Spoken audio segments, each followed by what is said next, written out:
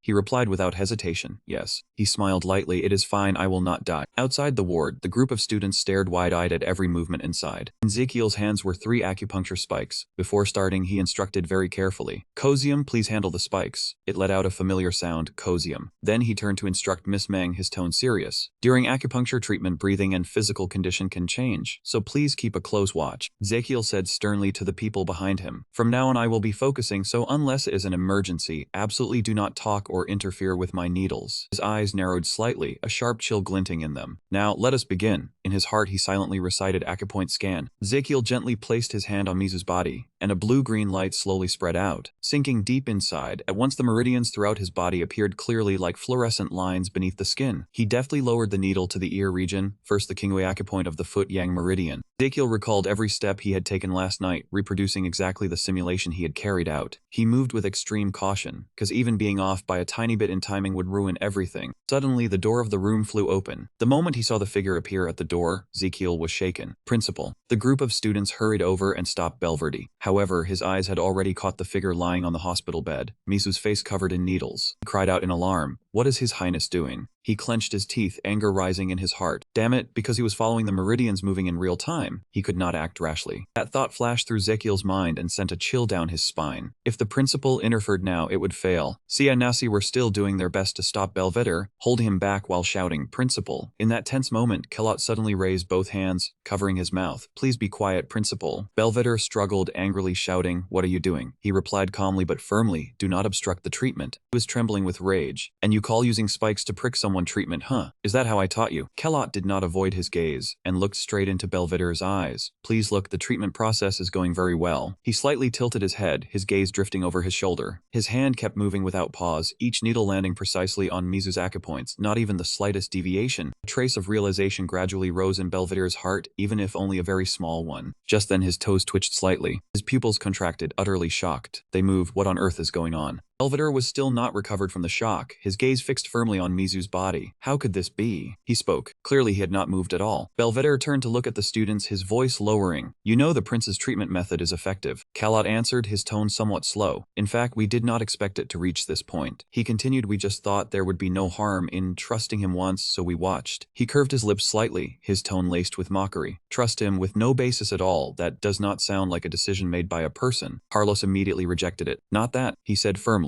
My teammates and I all saw His Highness agonizing all night over a treatment method. Kalot continued, his gaze more determined than ever. So all of us decided to try. He confided his feelings. Let's try trusting him once. Kalot raised a hand and pointed toward the hospital bed. Principal, please take a close look at the prince as well. He sighed softly. Even though he looks like he is about to collapse, he always puts the patient first and treats them with complete dedication. How could that posture belong to a crown prince? Kalot affirmed that there had never been a physician like him before. His voice remained steady. It was hard to tell whether he was the doctor or the patient. Even while focusing on treatment, Ezekiel still had his ears pricked, hearing every word from behind him. On closer look, he even looks like a zombie. Hearing that, Ezekiel immediately spun around, his eyes full of anger. I heard all of that. Because I was concentrating on treatment, you thought I could not hear, so you dared to voice all those thoughts in your hearts. Kalot was embarrassed. He coughed softly and awkwardly turned his face away. The people around him burst into laughter, and the tense atmosphere from before eased a little because of it. Just then, the acupuncture needle on Mizu's knee suddenly trembled slightly. Seeing his toes twitch slightly, he smiled in satisfaction. Good. Ezekiel wiped his hands lightly, then let out a long breath. Today's treatment was over. He looked back, his voice calm but still carrying a hint of pride. The results were, as everyone saw, very successful. I saved part of the nerve. Ezekiel said proudly, his eyes bright. See, it is moving. At this moment, the patient's toes had gradually regained feeling, twitching faintly, no longer completely paralyzed as before. Belvedere asked curiously, Your Highness, may I ask, what kind of treatment is this? He lightly propped his chin, thought for a moment, then replied, to put it briefly, Ezekiel explained calmly, I found and opened a detour to replace the part of the nerve that had been damaged by inflammation. He froze. That can be done. He nodded slightly, his voice even. It is just not easy. Ezekiel gently removed the acupuncture needles from his body. Right now, he could only move a little. He emphasized seriously, so the next step is the important part. Acupuncture must be done every day to keep widening the pathway. Belvedere wondered, if he keeps getting acupuncture like this, can the paralyzed patient be cured? Ezekiel hesitated slightly, his voice cautious. Maybe, in about 2 to 3 weeks. He went on persuasively, if he persists with the treatment, he may be able to walk again, even if only slowly. Rakiel said in a low voice, after that it will depend on the patient's own will to recover. Hearing this, he seemed to understand, so that was it. He glanced behind him, a thought flickering through his mind. The principal must be shocked, with the pride of a man who absolutely believed in medicine. His hands clenched into fists. The crown prince's treatment really was strange. Belvedere stayed silent as if giving Ezekiel a chance to show himself, but in his heart he was certain this method really worked. He thought to himself, he is not a man who has devoted his entire life to the healing arts like me. So how on earth did he manage it? Besides, as soon as all the needles were removed, he muttered softly, finally, it is all done. After that, he boldly suggested, then from now on, may I continue treating him as well? Belvedere fell silent, staring fixedly at the floor, his mind swirling with countless thoughts. Ezekiel looked straight into his eyes, his gaze sharp yet utterly resolute. After a moment, Belvedere slowly closed his eyes, his expression relaxing as if he had made a decision. His answer made him visibly delighted, the corners of his mouth lifting slightly. Of course. A few days later, at the medical university, gentle golden sunlight slipped through the window frames, creating a clear and tranquil atmosphere. Inside, Belvedere was chatting with Ezekiel's group. He set the teacup down gently. Your Highness, Mr. Mizu has been able to walk since this morning. Belvedere's voice was full of joy, although he had only taken one step. If he continues to recover steadily, things will progress very well. He was somewhat grateful, all thanks to Your Highness's treatment. He smiled politely. Is that so? Ezekiel brought the cup to his lips and took a light sip of hot tea. In that quiet moment, the system suddenly displayed a notice. The paid treatment skill level 2 has been activated. The information continued to scroll out. Paid treatment skill level 2 activated. Patient Mizu, thanks to your artificial respiration and acupuncture, his lifespan has been extended by 31 years and 3 months. Therefore, you receive a corresponding lifespan reward equal to 1/1950th of 31 years and 3 months. The system notified you that you received a lifespan reward, a total of 6 days, added to your expected lifespan of 357 days. Because the first of real-time acupuncture session was successfully completed, your acupuncture skill leveled up from level 3 to level 6. Effectiveness increased from 15% to 30%. The lines of text kept scrolling across the system screen. Your body gladly rewarded you with 800 HP. Your current HP is 1300. Looking at the rewards he had just received, he was very satisfied. This counted as a pretty good harvest. A calculating glint flashed in Ezekiel's eyes, so now there was only one thing left. He still did not quite believe it, so he asked again to confirm, so I really passed the graduation exam. Belvedere nodded, yes, that is right. Ezekiel spoke, his gaze probing, what do you think? He frowned slightly, not understanding, so he asked back, what does your highness mean? His next words startled the students sitting there, each of them turning pale. My friends, if not for me, you probably would not have been able to graduate, right? Belvedere scratched his head and answered hesitantly that, of course, your highness's contribution was very great. Ezekiel shrugged, his tone full of arrogance. Hear that, my friends? He planted both hands on the table and slowly stood up, his eyes sweeping over each of them. Then you should be grateful to me, should you not? After speaking, Ezekiel suddenly leaned closer and loudly emphasized, thanks to me that you were able to graduate. He turned to the other side, his face clearly showing dissatisfaction. The students immediately stood up, saying in unison, we are deeply grateful to your highness. Ezekiel lowered his voice slowly, as if deliberately drawing it out. Then all of you, he pointed straight ahead, his tone solemn, will work at the Palace Medical Institute's Eastern Medicine Department. As soon as he finished speaking, everyone was stunned, then they all burst out, the shouting echoed everywhere.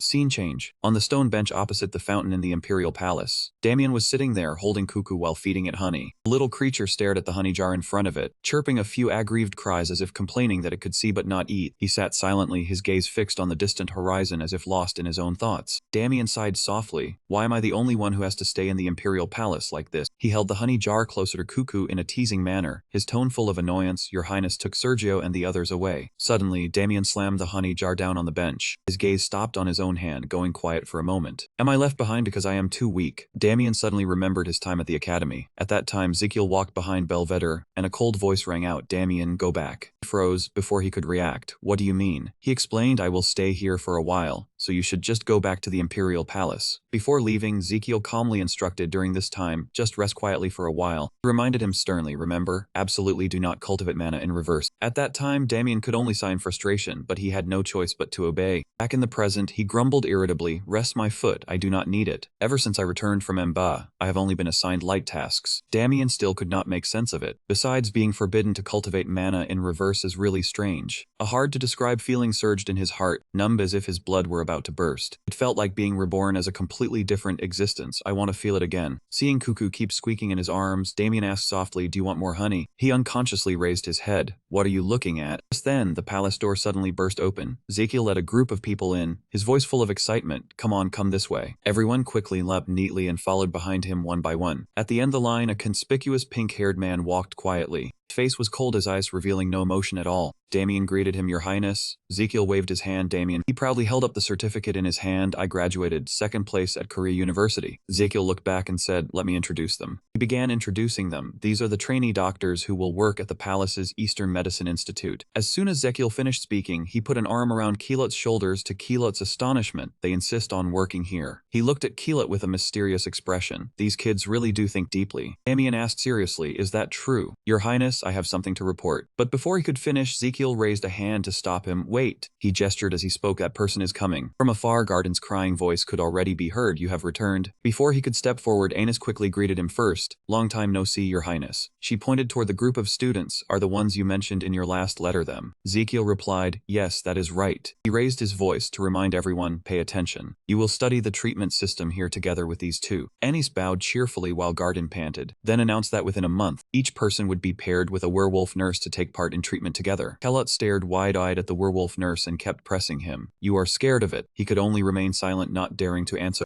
Ezekiel raised a hand to reassure him as Anus smiled amiably behind his back. It is fine, our nurse does not bite people. A strange look flickered across her face, while her sharp fingers looked as if they could tear everything apart. Anus kept smiling at the others' discomfort, while he reminded them that he would monitor the internship process, and then assign the departments you would work in. Ezekiel spoke to the two of them. Lord Garden, Anus, please assign the the paired nurses to them. They both replied, "Yes, Your Highness." Callot was sweating, but he still had to obey. "You all follow the two of them." After that, all the students moved off one under his watch. Then Ezekiel noticed a student passing by. He looked after the person's back and thought to himself, because the team was still short-handed, he had asked the principal to send more people over. Among them, surely there were some who did not want to come here, and were forced to. When Ezekiel no longer paid attention, Valentino glanced at him from his side. Let prejudice or misunderstanding be settled by time, just let it go. Ezekiel suddenly brimmed with determination. He had to help them get used to this clinic as soon as possible. A few days later, time passed like that. He pushed the door open and entered the room, while the surprise on Ezekiel's face was plain to see. All the students were taking notes intently and listening to Garden and Annis lecture up front. Callot was still taking notes very seriously. Unexpectedly, everyone was doing well. He put his hands on his hips and laughed loudly. That's right, exactly. This was the scene he had been hoping for. A loud voice called out, "Brother," and Ezekiel turned back. "What brings you here?" Theodore walked up lightly. "I heard you returned from medical school, so I came to see you. Coincidentally, the party only ended yesterday." He answered while closing the door. "So fast," he replied. "Fast nothing. They held banquets every other day for a whole month." Ezekiel asked further, "I heard the average weight of the ladies all went up." Theodore was not surprised either. Eating and drinking freely will do that. He was delighted. Good news. Slim will sell well for sure. Ezekiel changed the subject. "So how did the party turn out? Did anyone catch your eye?" He hesitated a little. "As for that," then Theodore covered his flushed face. "There was someone." He placed a hand on his shoulder and lowered his head. "Is that so?" Then Ezekiel lifted his face in high spirits. "Walk slowly, let's talk for a while." Cut to Fabio's mother, still idly playing with flowers, while the conversation about her was so heavy it was hard to speak. "Dr. Valentino, I am sorry, but I am helpless before your mother's condition. No matter how much I beg, I cannot cure it." Fabio knelt down as if trying to grasp the last shred of hope. "Could you at least run some tests on her?" But the doctor still refused firmly. "No, please stand up." Valentino appeared with a grimace. "I have already given my diagnosis." He clenched both hands in frustration. The old lady was suffering from memory decline. Bluntly put, she was already showing signs of confusion. Valentino covered his forehead helplessly. "I have said it many times, dementia has no cure. Besides, even though the clinic looks spacious, the number of beds is still limited." His words were like a bucket of cold water thrown in Fabio's face. "And now you want me to give up a bed for someone who cannot be cured." He broke out in a sweat, not daring to finish his sentence. "But I also..." Valentino did not let Fabio finish and snapped, "That is too selfish. Such a request is selfish." He pointed at the person kneeling below. "If there were patients in urgent need of a bed at that moment, what would you do? This is a medical facility serving many people." Valentino looked at Fabio with a cold gaze, hoping he would understand. He knew right away that he should not have come here. He clenched his fists in anger. "Even if I am not recognized by the university, I still want to open a specialty devoted to oral care." With that, Valentino turned on his heel and left. "Then I will take my leave." Fabio was stunned. "Doctor." Fabio hurriedly grabbed the lapel of Valentino's blue coat. "Wait a moment." The force was too strong and the white lapel was torn. "Dr. Valentino." The moment the piece of cloth slipped from his hand, he also fell to the ground. Looking at his expensive coat torn apart, Valentino's temples bulged with anger. "What on earth are you doing?" Valentino was shaking with anger, while Fabio stammered back. "Sorry, I did not mean it. I just still have something to say to the doctor." Fabio stood up trembling, trying to plead. "For my mother and me, this place is our last hope. I know there are not many chances left." He held out the piece of cloth toward him. "I have been through so many hospitals, but I have never met a doctor willing to treat my mother." Fabio's tears welled up in agony. "Why?" He began to tell of his situation. "Because I do not have enough money. I can only do day labor to make a living from one day to the next. How could I possibly afford it? The hospitals in the city all charge too much for examinations." Valentino stepped forward at this point. "Fabio, if you truly want to save your mother, why not try to save up money for treatment?" Fabio immediately retorted. "The examination fee is equal to 10 days of my wages. Are you telling my mother to go without food for 10 days? Back to Ezekiel, he leaned close to Theodore to ask further. "So who is that person?" He blushed, still not daring to say. "Actually..." Suddenly an argument rang out, drawing both of them's attention. "You should have been working more." Valentino shoved his face close to Fabio and attacked him verbally. "Then you probably have no money to compensate my blue coat either." He yanked the piece of cloth from his hand. "This..." Valentino held up the piece of cloth, his voice full of irritation. "That was a gift from my fiancée for graduation. I have not even worn it for more than 10 days. Fabio could only lower his eyes in shame. Ezekiel's figure slowly emerged from behind the bushes. "He will compensate you double for that expensive coat," he said with complete seriousness. "Valentino." The moment he saw Ezekiel, he bowed respectfully. "The crown prince has arrived," he stammered. "Your Highness." Ezekiel corrected him. "Now call me Dean." Ezekiel's question left Valentino speechless. Is this the attitude people have at a medical school? He remembered seeing him behind the door. Why was the difference between being a student and being a doctor so huge? He also remembered Valentino's figure, once devoted at the bedside caring for patients all night long. Ezekiel seemed to want to awaken the doctor inside him. Was it all just to get through graduation? Valentino stammered. "That..." He pointed at Fabio and ordered, "All right, admit this patient immediately. He froze. You mean Mr. Fabio? Ezekiel remained serious. Only his complexion was a little yellowish. He hardly looked sick at all. You have already concluded before examining him. Now I will give you a chance. Examine him. Valentino had no choice but to turn and look at Fabio. Then they sat down so he could begin the examination. Fabio, have you felt any pain or discomfort lately? He answered, I have been a little tired. Sometimes I lose my appetite. My stomach aches dully, and my face has gone pale yellow. While Fabio was being questioned, Theodore in a corner was giving flowers to Fabio's mother. Meanwhile, Valentino kept examining him. Has it gotten so bad that it affects your daily life? Fabio replied, no, not yet. Valentino thought to himself that there was nothing serious. The dean probably just wanted to scold him. For now, just get through this situation. He spoke up. The examination results showed nothing abnormal. At the same time, Ezekiel also placed a hand on his shoulder. Really? Valentino read the results, saying that because of heavy work and frequent drinking in his work environment, his liver was in a fatigued state. He looked at Fabio and smiled. Excuse me for a moment. Ezekiel suddenly spoke up. He guessed right. He pointed at Fabio's eyes. Can't you see? Around his eyes was a thin golden ring, also called a Kaiser-Flesher ring. At this point, Ezekiel was no longer joking. That is a classic sign of Wilson's disease. Ezekiel began to summarize what he knew. Wilson's disease is a metabolic disorder caused by gene mutations, which prevents the body from properly eliminating copper. Excess copper is not excreted through bile but accumulates in liver cells, causing prolonged damage. This leads to chronic hepatitis, cirrhosis, renal tubular dysfunction, and many other problems. Even after symptoms appear, if left untreated, the disease will only get worse. Ezekiel silently reached a conclusion in his mind. If the disease progresses to fulminant hepatitis, the mortality rate can reach 70%, extremely dangerous. Valentino's face was stunned as he asked back in disbelief. Wilson's disease, a Kaiser-Flesher ring. Are those things real? Ezekiel confirmed to him. Yes. Then he stroked his chin and asked seriously, Fabio, when did the golden ring in your eyes first appear? Fabio answered honestly, I am not sure either, but there was a time when I was working as usual and images from memory flooded back. Fabio rested one hand on his hip and asked the person in front of him, is it all finished already? The other person did not answer, only looked at him and said, your eyes look strange. As if realizing something was wrong, Fabio immediately noticed the wooden crate right beside his foot. His eyes widened, full of astonishment. What is this? Back in the present, Fabio rubbed his neck and continued. After that, the yellow streak kept spreading, and it even appeared under my eyes, until it formed a ring that enclosed the entire inside of my eye. Ezekiel listened with an extremely serious expression. Fabio added, at first I only thought it was a little strange, but since it did not affect anything, I just ignored it. Fabio lowered his head very low and murmured sadly, because I still have to worry about making a living every day. Ezekiel held out his hand and asked, Mr. Fabio, I want to take your pulse. May I hold your hand for a moment? Fabio started in surprise and looked up. Me? Is that all right? Ezekiel smiled warmly and confirmed, of course. Right now we are not the crown prince, but a physician. Fabio was completely stunned, just staring at the person standing before him. After a while, he slowly held out his hand and said softly, Thank you, Your Highness. Ezekiel gently placed one finger on Fabio's wrist, and an information panel appeared and began checking his pulse. Another information panel appeared. Pulse check complete. Please see the general examination report below. On the general report, the assessment read, Wilson disease has undergone a mutation in NATP7B on chromosome 13, causing the body's ability to excrete copper to be reduced. At the end of the information panel, the recommendation noted that since it had been about 2 to 7 months since onset, the patient needed immediate treatment and intensive care. After reading it, Ezekiel thought to himself, worse than I expected. Another information panel popped up. Your liver has just communicated with the patient's liver, and it is panicking. Its whole body is covered in copper. It's like going back to the Bronze Age. Ezekiel's face darkened a little, and he covered his mouth as he asked, the Bronze Age, how severe is it? The liver shook its head, brows tightly furrowed. The copper concentration has already exceeded 0.25 mg per 1 gram of liver tissue. You could almost dig out a copper mine from his liver. Fabio looked up and asked, Your Highness, did I do something wrong, which is why I got this terrible disease? Ezekiel immediately waved his hands in denial. Not at all, you're just unlucky. Fabio could only close his eyes and sigh. Is that so? Ezekiel glanced at Fabio's mother, silently wondering how he should explain this hereditary disease to him now. He said, Fabio, if this keeps up, it will be very dangerous. You need to be hospitalized for treatment immediately. As for Valentino immediately answered when called yes. Ezekiel assigned him the task. You will be the one caring for Fabio's mother. Valentino could not believe it and asked again, isn't that a nurse's job? Ezekiel frankly admitted, that's right. Valentino patted his chest and asked in confusion, Your Highness, I am a doctor. Why would a doctor have to do patient care work? Ezekiel turned slightly toward him. A doctor who cannot even take care of patients or their families. Veins bulged on his face. Ezekiel gritted his teeth and asked, then does that deserve to count as someone in the medical field? Ezekiel's entire body seemed to be wrapped in an oppressive aura, and his cold gaze shot straight at Valentino. He turned and left decisively, leaving only one sentence. I will be watching you. Sweat beaded on Valentino's forehead, and hearing Ezekiel say that, he could only hope, this time, do not let me down. In a room of the traditional Chinese medicine clinic, Fabio's mother sat on the bed, looked around, and asked, "Where is my Fabio?" Valentino lowered his head and explained, "Madam, your son is in another ward." Fabio's mother worriedly murmured, "It's almost time for him to come back. I even bought a gift for him here." Valentino asked back, "A gift?" Fabio's mother began to explain. For his birthday, Fabio said he liked a toy wooden horse, but our family was too poor back then, so I could not buy it for him. I have to give this to the boy. Valentino frowned in suspicion and asked her, "Then how old is your son this year?" Fabio's mother smiled and replied, 7 years old. Hearing her answer, Valentino reached up and rubbed his hair, letting out a deep sigh. Seeing that reaction, Fabio's mother leaned slightly forward. Her eyes widened, staring fixedly at the person standing beside her. A few seconds later, Fabio's mother tightly grabbed Valentino's arm and called out, "My dear." This startled him, and he cried out, "What is it?" Valentino rubbed his hair again, letting out a heavy sigh under Fabio's mother's reproaches. "Why did you have to leave my son and me so early? Say something, my dear." No one knew how much time had passed. Valentino looked at the person sleeping on the bed and thought that had taken her a long time to finally fall asleep. He sat down on the chair beside the bed and muttered in his head, "They made me work here, and now they want me to care for patients too." Valentino silently complained. In front of someone with that much power, he did not even dare open his mouth. How had his life ended up like this? He rubbed his forehead and sighed inwardly. "My head hurts. I must really be tense today." Looking at Fabio's mother, who had already closed her eyes and was sleeping soundly, Valentino thought maybe he'd take a short nap. He leaned against the window and silently analyzed that she also showed no signs of an acute condition, so there probably would not be any major issue. Valentino slowly closed his eyes, reminding himself just a short nap. Time passed quietly minute by minute. Outside, the sky also gradually lost its sunlight, and the sun slowly sank behind the manor. Inside the room, Valentino also woke up, one eye slightly open. He tilted his head to look outside and saw the rain coming down hard. He thought, "Did I really fall asleep?" Valentino pushed the chair aside and stood up, feeling that it was time for dinner. "I need to go get her dinner." As he looked around, he said, "Madam, I have brought your dinner." On the patient bed, there was no longer anyone lying there. A pair of leather shoes raced at an extremely fast speed. Valentino flashed past the people in the corridor, continuously begging in his head, damn it, please, I hope she is still somewhere in the ward." He hurriedly opened a room door to search. Valentino opened another room. His face was already drenched in sweat. Valentino looked around at the people standing in the room, wondering what to do now. He worried that the longer it dragged on, the wider the search area would become. In the end, Valentino came to the conclusion that he could not solve this on his own. A hurried voice came from outside the nurse's room. "Sorry." Anis immediately asked, "What is it?" Valentino, breathing hard, replied, "A patient has gone missing."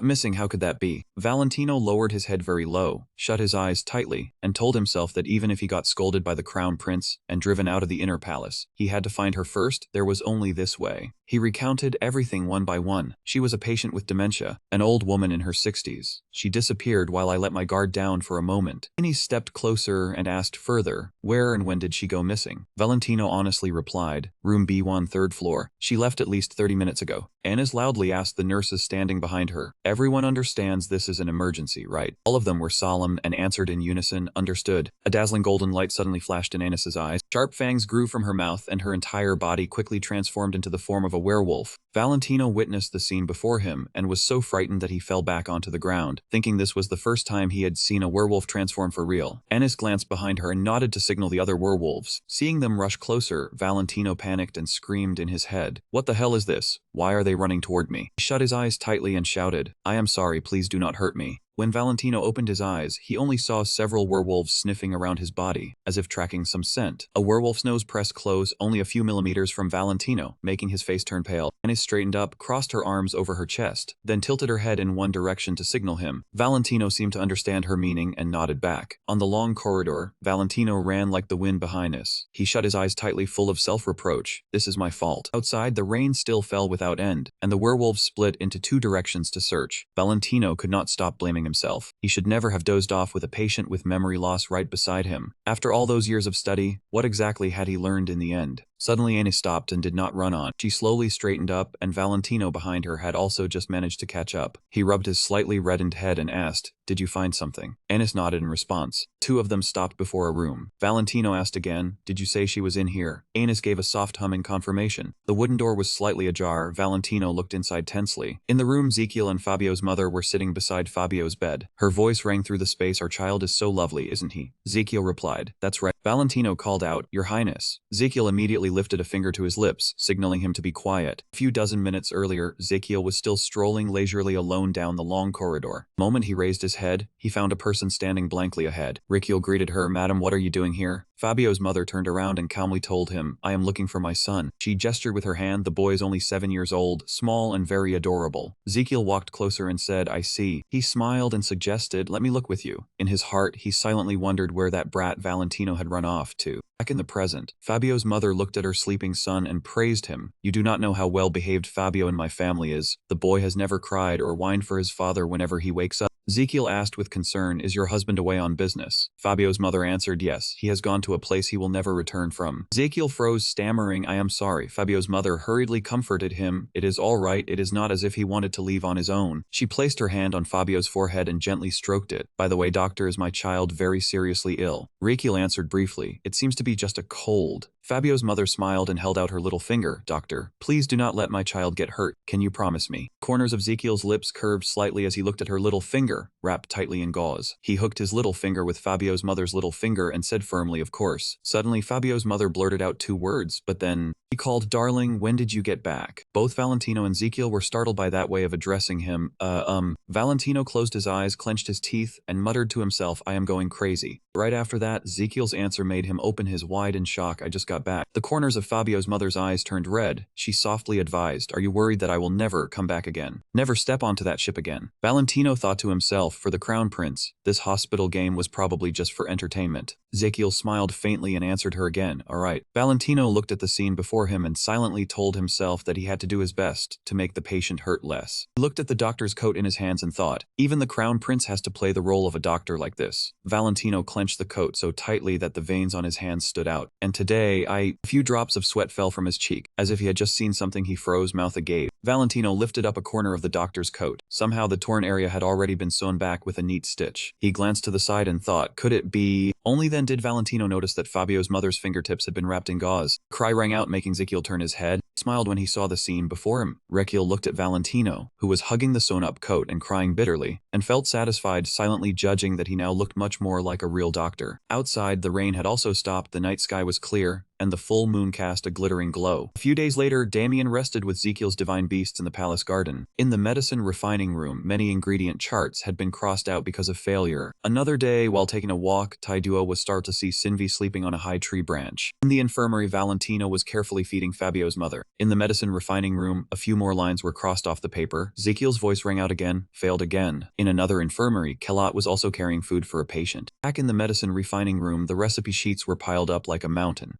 Ezekiel let out a helpless sigh. In the past half-month he had brewed who knows how many batches of medicine, yet he still had not managed to produce a single usable one. He put one hand on his hip and thought, because he could not find D-penicillamine to treat Wilson's disease. Ezekiel used his own fire stick to light the stove and analyzed. He had to formulate a medicine that could help expel copper, thereby reducing copper absorption in the intestines and restoring liver function. He held the spoon and stirred the billowing mixture hard in the metal pot. This was already the 100th attempt. It had to succeed. Notification panel appeared. The system has detected the medicine that was just brewed. Do you want to activate the potion brewing skill option? Component analysis, yes. No. Ezekiel's finger reached out and pressed the confirm button. The notification panel showed the words, analyzing. Ezekiel also waited nervously, thinking to himself that this was already the 100th attempt. The notification panel immediately turned red as a warning. If you drink this trial medicine number 100, you will definitely die. Another notification panel appeared. The internal organs were extremely delighted by the disaster you had just created. Ezekiel clenched his fist when he heard the mocking laughter of the internal organs surrounding him. You idiot, feeling sorry for you, so we are giving you this. The notification panel announced, the internal organs pity you and give you 500 HP. Current HP is 1 to 800. They even teased cheerfully. Eat up and grow quickly. Blue veins bulged all over Ezekiel's face from anger. He threw a threatening look at them. You bastards. Another notification panel popped up. The potion brewing skill level has increased. Potion brewing skill, intermediate stage 11. Ezekiel asked impatiently, what is it now? Notification panel began explaining that your potion brewing skill rank has been upgraded. Thanks to countless experiences in grinding, you have brought your potion brewing skill up to the intermediate level. New skill option unlocked. Option 2, Preview Ingredient Combination. You can predict the effect of the medicine based on the ingredients and the mixing ratio. Ezekiel widened his eyes and thought, preview ingredient combination so I can check the result before I actually start, right? He asked excitedly back, so I do not need to keep my head down brewing medicine anymore. The notification panel showed 2 words, correct. Ezekiel immediately reached out and took the ingredient tray. He turned around and shouted loudly, is anyone outside? Immediately a voice answered, yes, your highness. Ezekiel stated his request, I need more ingredients, can you prepare them for me? Pavard poked his head in from outside and respectfully replied, yes, I can, your highness. After a while, Ezekiel stared at the glass jar holding the herb leaves and wondered whether he should try using this too. Pavard had also brought the ingredients back. He placed the ingredient tray on the table. Your highness, I have brought the herbs. Ezekiel asked in surprise, why is there so little licorice? Pavard's forehead was covered in sweat. He hurriedly explained that some herbs had not been delivered in the past few days. Ezekiel asked further, what herbs? Pavard with a stern face, licorice, astragalus, ephedra, aloe. I am afraid the supply will remain difficult for at least half a year, perhaps even longer. Ezekiel lowered his head and complained, missing the others can still be managed, but licorice absolutely cannot be missing. Why does it have to be licorice? He ordered the person beside him, go ask the other pharmacists and check the licorice distribution situation across the empire. Pavard respectfully bowed, I will investigate thoroughly. After Pavard left, Ezekiel closed his eyes and let out a long breath. He thought to himself, licorice helps reduce the toxicity of other medicinal herbs. Therefore it appears in most prescriptions, which is why there is the saying that licorice is indispensable in the medicine chest. Ezekiel gritted his teeth and told himself, because I cannot grow it in the imperial garden, I have no choice but to rely on outside supply. He picked up the glass jar containing the herb leaves. For now, just do what can be done. The herb leaves were slowly added to the licorice tray. Ezekiel decided to start again from the most basic formula. The notification panel appeared, activate Ezekiel's optional medicine brewing skill. Preview ingredient combination. Ezekiel looked at the line showing loading 1% on the notification panel and became excited. Alright, it is working. He waited while muttering, has the result come out yet? No one knew how long had passed. The notification panel still showed loading 1%. Ezekiel's expression gradually darkened. He angrily slammed the information panel, complaining that it was as slow as a turtle, and that he could brew the medicine faster with his own hands. After that blow, the screen still showed loading 1.2%. At that moment, a thought suddenly flashed through Ezekiel's mind, wait, speed. He looked back over his shoulder and called out, Sim, lend me one of your spines for a bit. A little spiny-tailed creature lying on the table heard the call and immediately raised a hand in eager response. Ezekiel went pale, and the hand holding the spine trembled violently. His eyes swayed restlessly, and the same thought kept repeating in his mind, do it or not, do it or not. Ezekiel clenched his teeth and decided to jab the sharp spine into his own thigh. If he did not do it, what else could he do? At once, he tilted his face up to the sky and let out a cry of agony. The information panel displayed, your metabolism has switched to hyperspeed mode. The text on the loading bar also changed to hyperfast loading 20.2%. Just a few seconds later, the information panel reported again, the loading bar is about to crack from the terrifying speed, 53.8%. Finally, the words decoction complete 100% appeared. He pressed his face against the wooden board and muttered inwardly, so that's speed. Another red information panel appeared, preview option 2, potion brewing skill. The result was that this thing was truly a recipe for taking down quite a few people. Ezekiel gritted his teeth and came to a conclusion, this formula was rejected.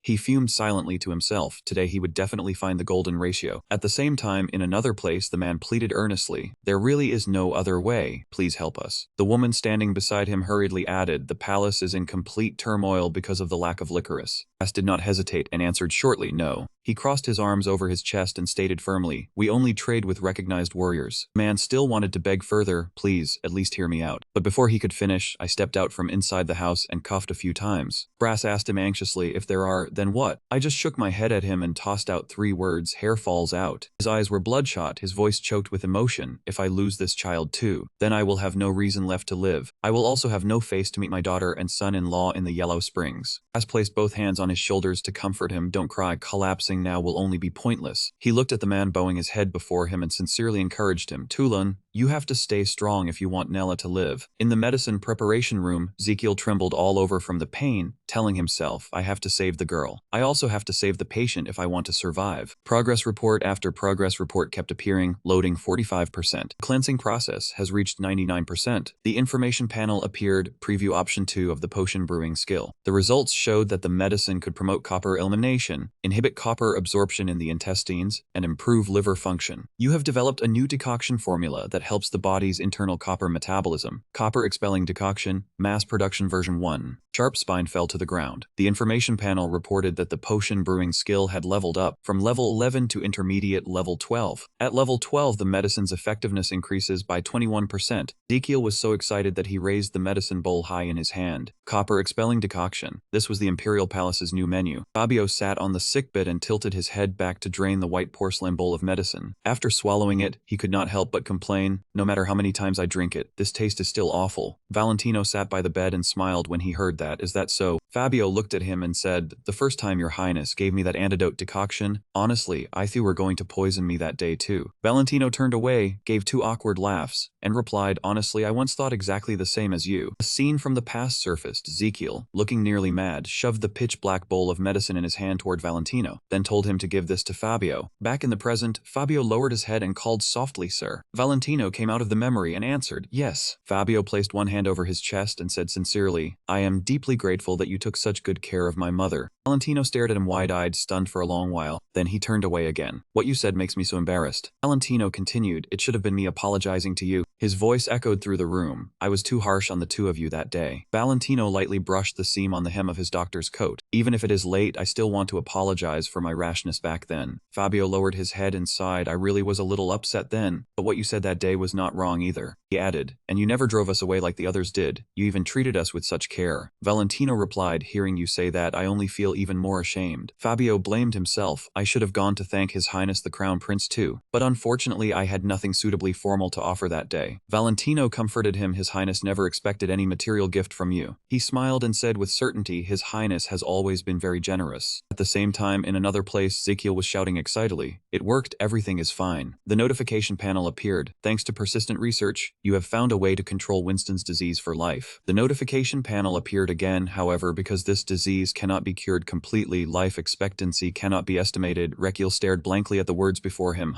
Finally, a conclusion appeared on the information panel. "Therefore, the skill requiring medical expense reimbursement cannot be activated." Ezekiel glared and shouted, "What in the world?" Another notification panel appeared. "Instead, your internal organs are praising your efforts." The thoughts of the internal organs appeared one after another, surrounding Ezekiel. "What a pity, you have worked so hard to treat it. What can you do? Keep it up." Seeing their smug looks, he asked irritably, "So you really are my internal organs?" Another notification panel appeared. "Current HP 100x8800. Right at that moment, a knock came from outside and Ezekiel called out, "Come in." Pavard came in carrying a stack of documents. "Your Highness, I have finished investigating the matters you requested." Recchio replied, "I see, tell me about it." Pavard began his report. The licorice supply had been interrupted not only in the capital, but throughout the entire empire. He opened the documents in his hands. Until now, all licorice had been imported from the cold, dry northwestern borderland called Kranos. Ezekiel crossed his arms and repeated the name he had just heard, Kranos. Pavard explained slowly, "The climate there is extremely suitable for licorice, so the quality of the medicinal herb is always the best, but that barren land is so harsh that only the Orc tribe has lived there independently for generations. According to the investigation, the Merchant Guild holds the monopoly on trade with the Orcs. The Tulan Merchant Guild seems to be in trouble." Ezekiel asked in confusion, "What is the problem?" Pavard answered him, "The guild master's granddaughter is gravely ill." Ezekiel took the stack of documents to look over it, so he completely neglected running the guild. Pavard confirmed to him, "Yes, your highness." He looked at him and added, "His only daughter and son-in-law died many years ago, so that granddaughter is his only remaining family." Ezekiel closed his eyes and raked his hands through his hair. No wonder he was so devastated. Curiously, he asked, "Are there no doctors in that region who can cure the girl?" Pavard answered, "Even the famed physicians nearby are helpless." Ezekiel proposed a plan. "Could we have the Orcs contact the secluded palace infirmary directly?" Pavard lowered his head and analyzed the situation. "That would probably be very difficult. Even the guild master needed 6 years to open up a trade route with them."